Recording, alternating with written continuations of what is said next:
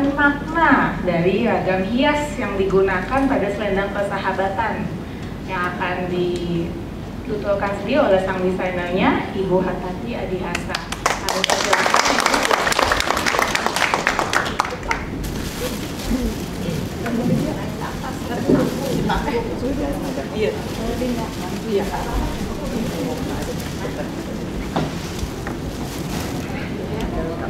Bulan sih udah gini.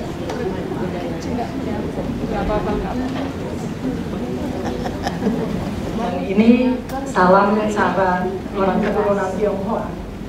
Jadi yang kanan ini lambang dari kekuatan, kepandaian kita, kemampuan kita yang dipeluk oleh rasa cinta kasih peri kemanusiaan kita.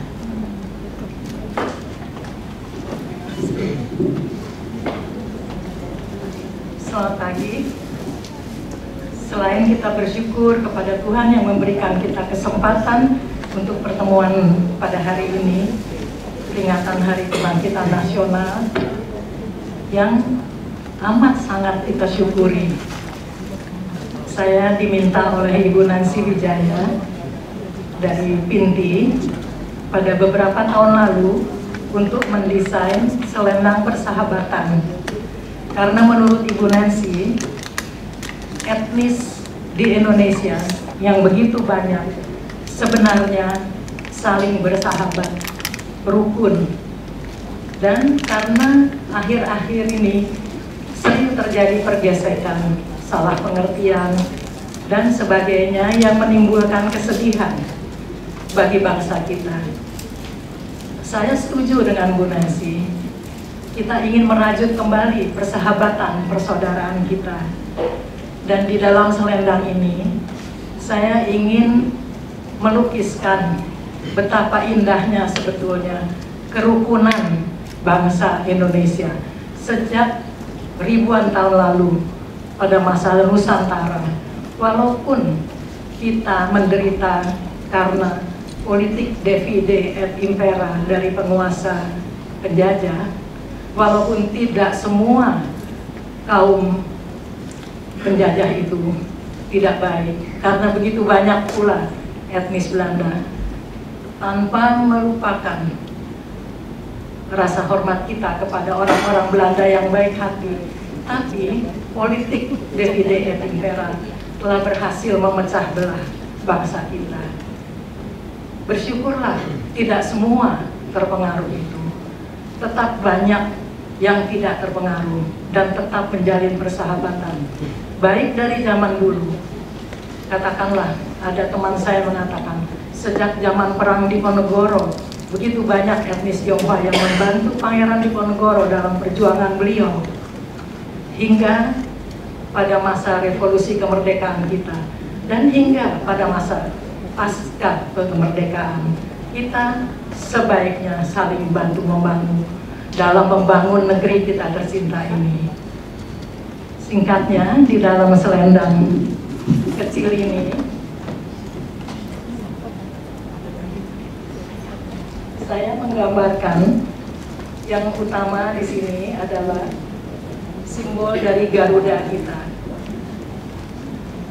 Burung Garuda pada masa era Hindu di Nusantara dulu sebenarnya perlambang dari burung yang tadinya bersifat sombong, tapi akhirnya menjadi sangat rendah hati dan sangat berdedikasi untuk membela negara dan berbuat kebajikan untuk kemanusiaan. Garuda ini menjadi tunggangan Wisnu yang sangat dipercaya.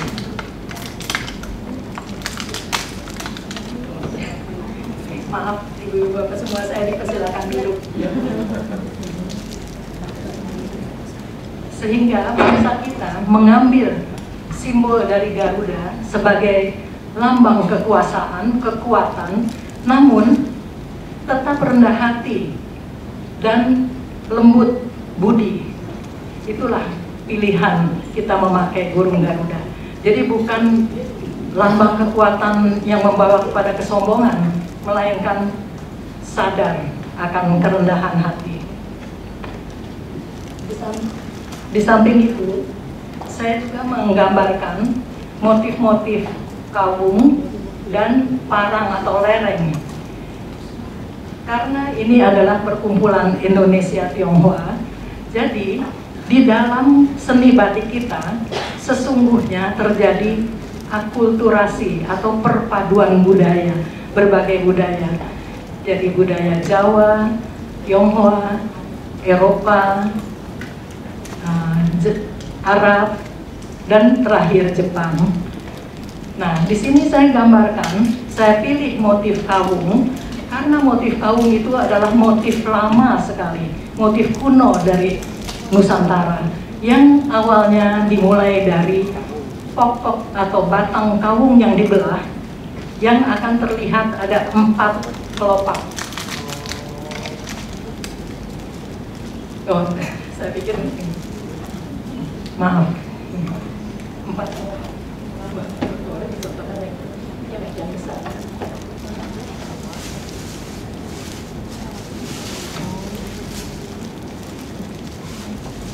Dua-duanya yang batiknya sampingnya. Ini saya bawa motif yang lebih jelas, kelihatan besar. Inilah perpaduan dari batik Indonesia Tionghoa. Saya ingin menerangkan motif kawung ini. Ada 4 kelopak yang di dalam filosofi Jawa ini. Kalau Jawa mengatakan papat sedulur, tengah pancerna, kelima pancerna. Bahasa Sunda juga sama. Opat sadulur, anu kalima, anu tengah, pancerna. Yang tengah itu pusatnya. Nah, ini berarti sifat-sifat yang Tuhan berikan kepada kita, 4 sifat itu, baik dalam filosofi Hindu, Islam maupun Tionghoa sama. Orang Tionghoa menyebut ini Jin, Gi, Le, Ti, Sin yang di tengah. Yang di tengah itu adalah takwa kepada Tuhan, sehingga kita bisa menjadi orang yang dipercaya. Yang pertama ini adalah cinta kasih yang agung, yang tanpa pamrih. Itu filosofi dari Taoisme. Yang ini sifat berani untuk membela kebenaran, keadilan, dan kebajikan.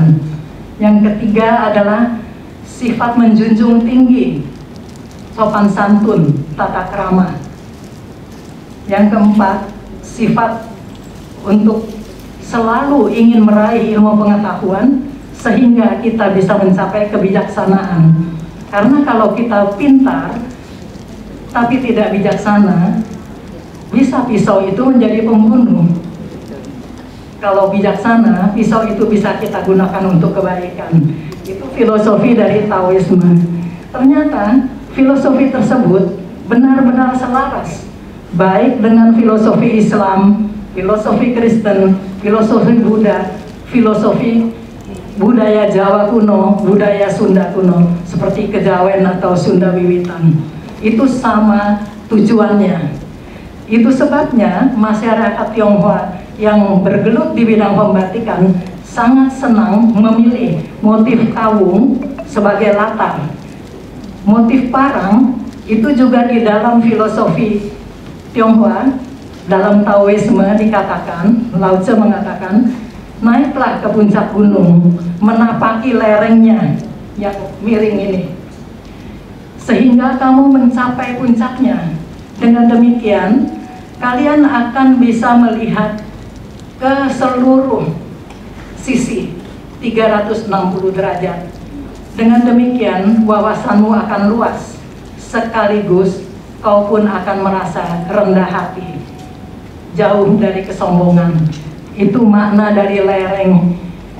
Makna lain adalah kalau di Jawa itu, parang itu merupakan pelindung. Karena di selatan Jawa, karang yang miring itu menahan debur ombak. Nah, pada zaman dulu, parang maupun kawung ini dipakai oleh para raja. Sebetulnya bukan karena feodalisme yang salah kaprah, bukan. Maksudnya para raja itu harus menjadi pelindung rakyat yang lemah. Karena parang ini harus melindungi rakyat dari berbagai kesulitan.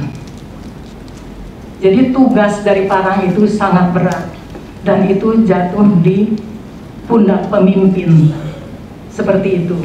Nah, orang-orang keturunan Tionghoa di sini senang sekali memilih latar kaum, latar lereng karena sesuai dengan filosofi China, yaitu Taoisme. Dan ada satu lagi di situ. Yang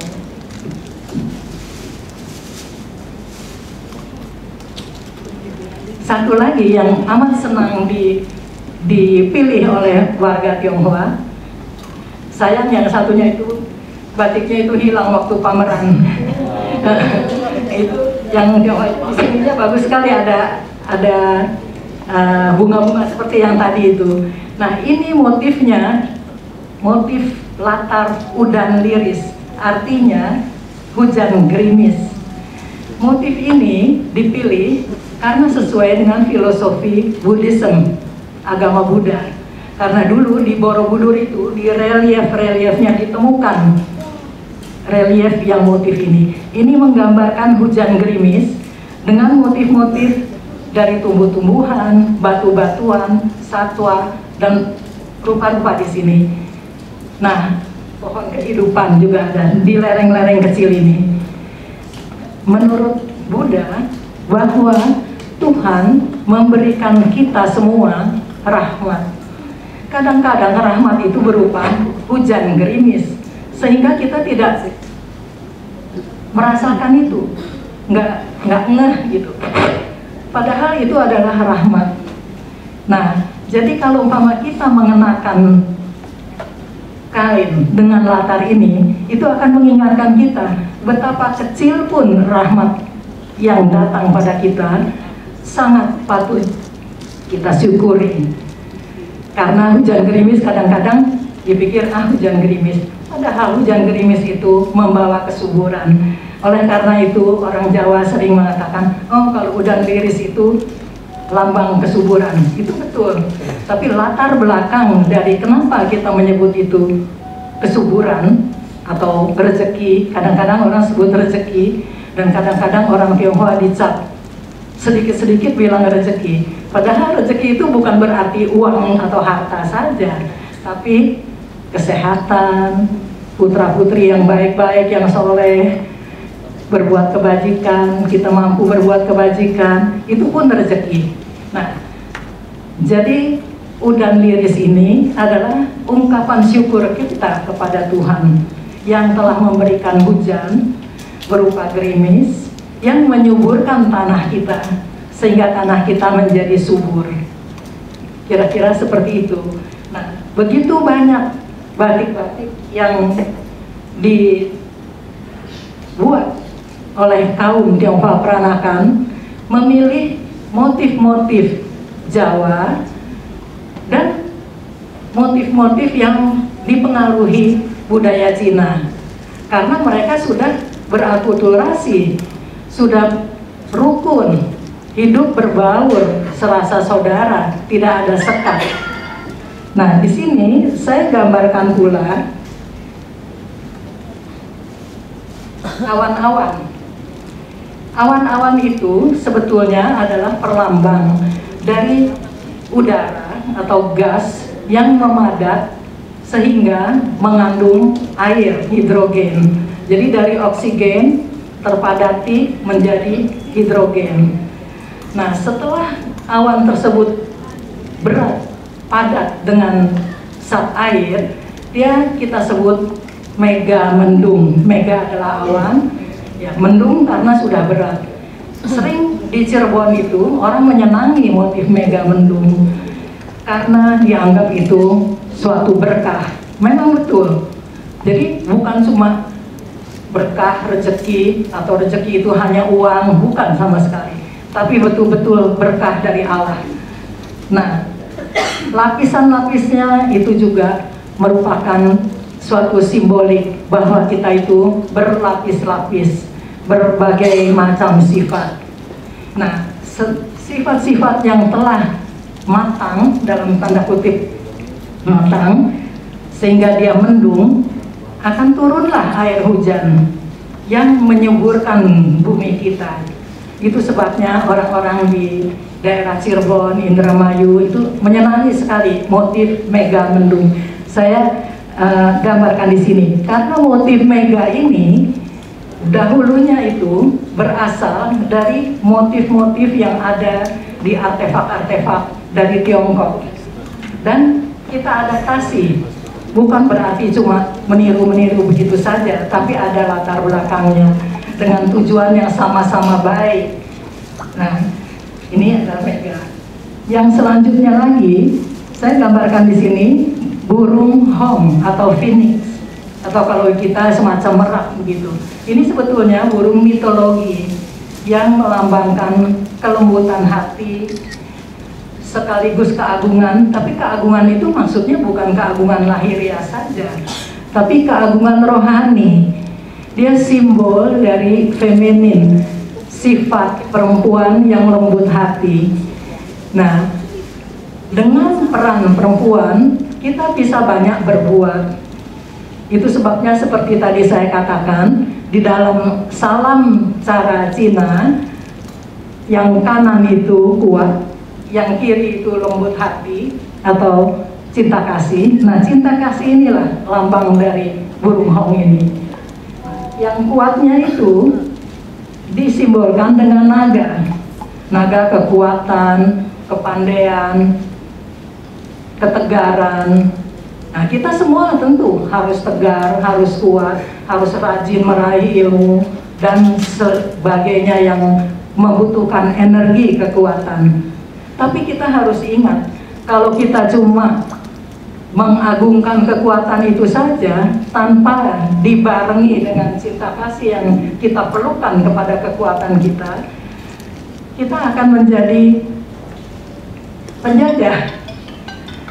Tapi kalau kita peluk dengan cinta kasih, kekuatan kita akan bermakna untuk kebaikan, kebaikan bangsa kita, kebaikan seluruh dunia, bahkan kebaikan untuk kemanusiaan, seperti yang diperjuangkan oleh Komnas Perempuan di sini.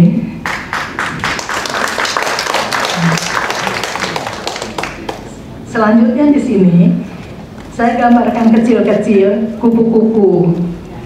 Kupu-kupu adalah perlambang dari perasaan ikhlas, keikhlasan untuk menerima suka dan duka, dan tetap setia kepada kebajikan. Jadi lambang keikhlasan dan kesetiaan.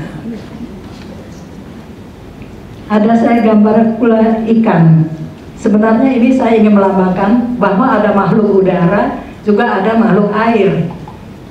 Nah, makhluk air itu ikan.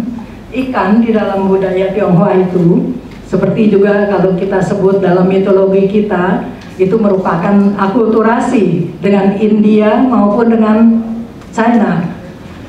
Ikan makara itu ikan mitologi yang selalu berjuang keras untuk meraih kebaikan. Jadi ikan itu bukan hanya sembarang berenang, tapi ikan-ikan itu berselancar di ombak air, lautan ataupun sungai.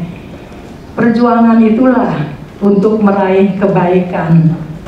Jadi banyak sekali orang-orang Tionghoa senang melukiskan ikan sebagai lambang kegigihan untuk perjuangan hidup, untuk meraih kebaikan. Nah, di garis ini saya mengambil suatu motif kuno dari Cina yang ternyata ditemukan juga di Sumatera, di Toraja, dan di Nusa Tenggara, di Maluku juga. Motif yang mirip sekali ini. Jadi kalau kita melihat itu, sebetulnya akulturasi budaya, perpaduan budaya sudah terjadi sejak zaman dahulu.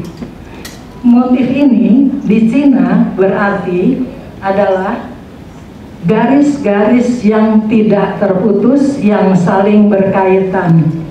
Di sini ada gambaran putih dan hitam, lambang dari, kalau Cina menyebutnya yin dan yang, sifat dualitas yang selalu ada di dalam kehidupan kita. Dan garis-garis yang terjalin indah dan tidak terputus ini melambangkan persaudaraan yang tidak terputus antar sesama manusia. Bila itu kita pertahankan, akan damailah bumi ini karena kita saling mengasihi.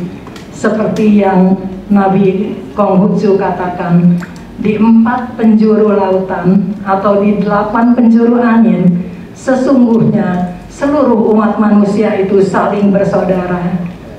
Bila kau menghina seorang saja, berarti kau menghina saudaramu sendiri. Dan yang lebih celaka lagi atau lebih fatal lagi, kau telah menghina, sama sekali tidak hormat, tidak memuja kepada Sang Pencipta, Tuhan yang Maha Esa. Begitulah ajaran dari Nabi Konghucu, agar kita saling mengasihi, saling peduli antar sesama manusia.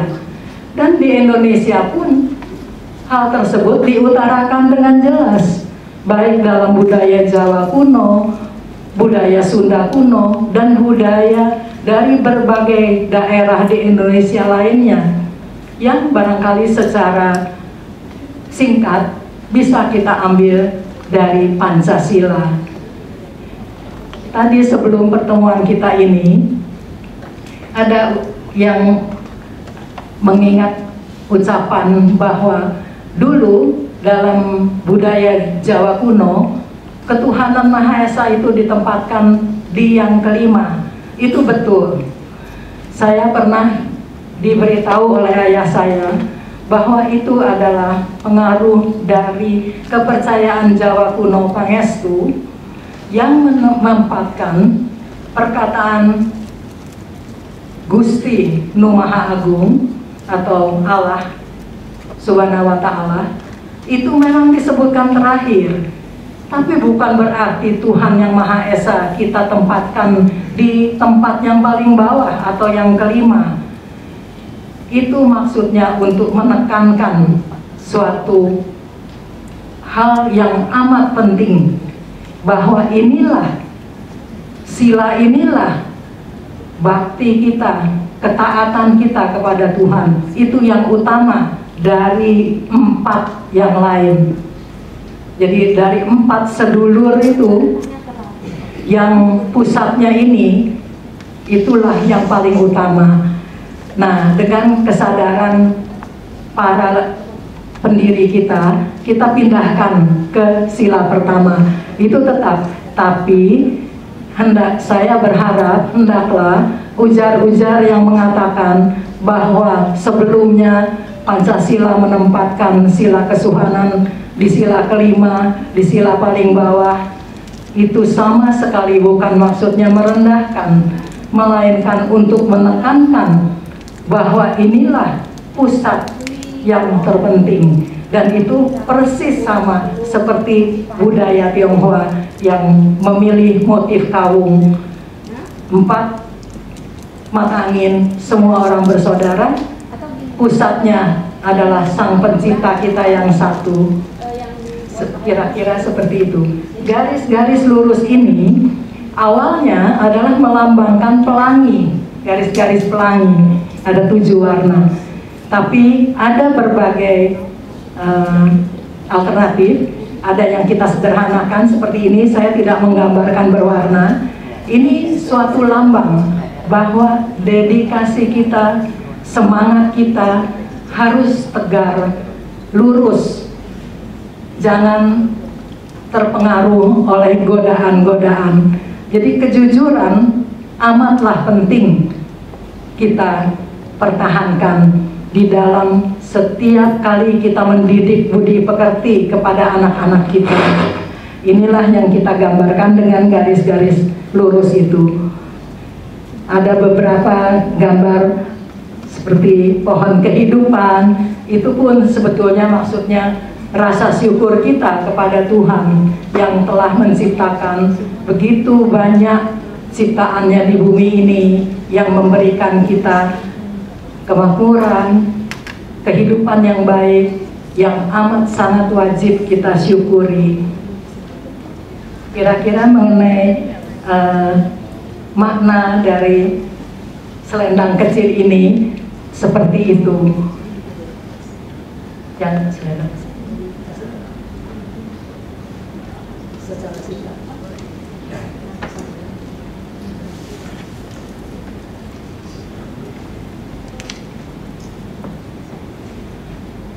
Ini ada selendang besar yang saya buat untuk para ibu-ibu binti.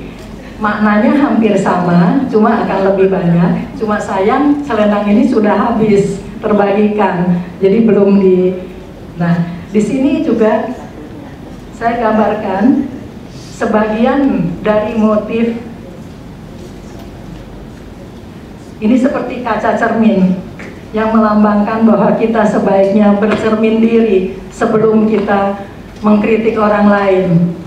Cermin ini ada dalam motif kuno dari Indonesia maupun dari China. Burung hong juga sama. Di sini motif parang atau lereng yang saya gambarkan, motif kawung juga. Ini gunung-gunung, lembah dan gunung. Dalam kehidupan kita harus menelusuri lembah dan gunung. Ada suka, ada duka yang harus kita lewati. Bunga teratai sebagai lambang dari keindahan budi. Walaupun kita hidup di lumpur, tetap menyebarkan wangi dan keindahan sebagai lambang. Walaupun kita hidup di bagian yang tidak baik, kita tidak terpengaruh oleh ketidakbaikan, melainkan kita mencoba mempengaruhi agar mereka yang tidak baik berubah menjadi baik. Jadi bukannya kita memusuhi mereka, membenci mereka. Jadi tidak ada sifat kebencian, tapi berusaha untuk merubah. Yang ini saya menggambarkan motif ombak berbentuk, kalau seperti itu motif tidak terhingga. Nah, jadi artinya bahwa dalam dunia ini sebetulnya kita harus rendah hati, karena sesungguhnya pengetahuan kita itu hanya sebagian kecil. Pengetahuan yang diberikan kepada anak cucu kita, walaupun sepintar apapun, masih sebagian kecil dari pengetahuan luas sebenarnya. Pengetahuan itu tidak terhingga.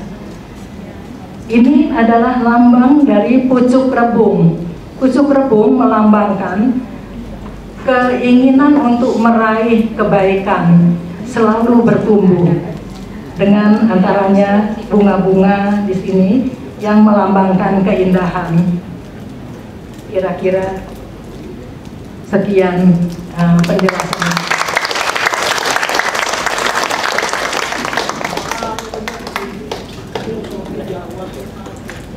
Terima kasih Bapak Ibu Saudara.